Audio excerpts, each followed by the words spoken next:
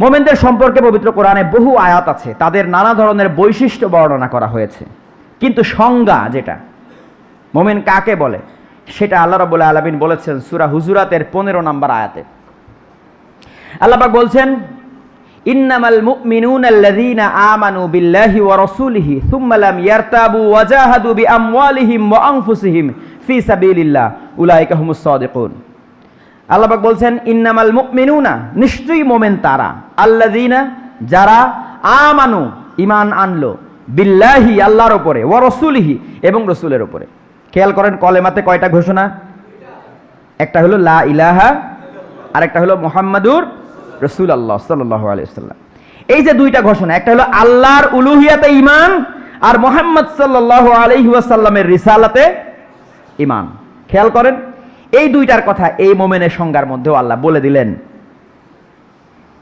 এক, আল্লাহর উপরে ঈমান মানে আল্লাহর উলুহিয়াতে ঈমান, আল্লাহকে ইলাহ হিসাবে স্বীকৃতি। আর দুই নাম্বার মুহাম্মদ সাল্লাল্লাহু আলাইহি ওয়াসাল্লামের রিসালাতে ঈমান।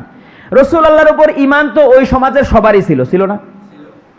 না হলে ওই সমাজের লোকজন রাসূলুল্লাহকে কেন নাম দিয়েছে আল আমিন? আল আমিন মানে কি? তার মানে আমরা সবাই উনাকে বিশ্বাস করি, ঈমান রাখি, নাকি? তাহলে উনার প্রতি ঈমান তো সবারই ছিল, কিন্তু উনাকে নবী হিসাবে স্বীকৃতি দিয়েছে মোমেন মুসলিমরা। কাফের মুশরিকরা নবী হিসাবে স্বীকৃতি দেয় নাই, কিন্তু উনি যে সত্যবাদী, উনি যে মিথ্যা বলতে পারেন না, এই বিশ্বাসটা সবারই ছিল। কথাটা বুঝাইতে পারলাম? এই জন্য ওই সমাজের মানুষজন তার উপাধি দিয়েছিল আল আমিন আস সাদিক। তাহলে কলেমার স্বীকৃতিতে বিশ্বাস মানে হচ্ছে তার রিসালাতে বিশ্বাস। কিসে বিশ্বাস? তার ব্যক্তির উপর বিশ্বাস না, ব্যক্তির উপর বিশ্বাস সবার ছিল, কিন্তু তার রিসালাতে বিশ্বাস। পরিষ্কার হলো কথাটা? তাহলে ঈমানের মানে মোমেন হওয়ার জন্য প্রথম কর্তব্য আল্লাহর উলুহিয়াতে বিশ্বাস, লা ইলাহা ইল্লাল্লাহ, এই কথার উপর স্বীকৃতি। দুই নাম্বার মুহাম্মাদুর রাসূলুল্লাহ সাল্লাল্লাহু আলাইহি ওয়াসাল্লাম, এই কথার উপরে স্বীকৃতি। তিন নাম্বার আল্লাহ পাক বলছেন সুম্মা লাম ইয়ারতাবু, অতঃপর কোনো সন্দেহ পোষণ করা যাবে না।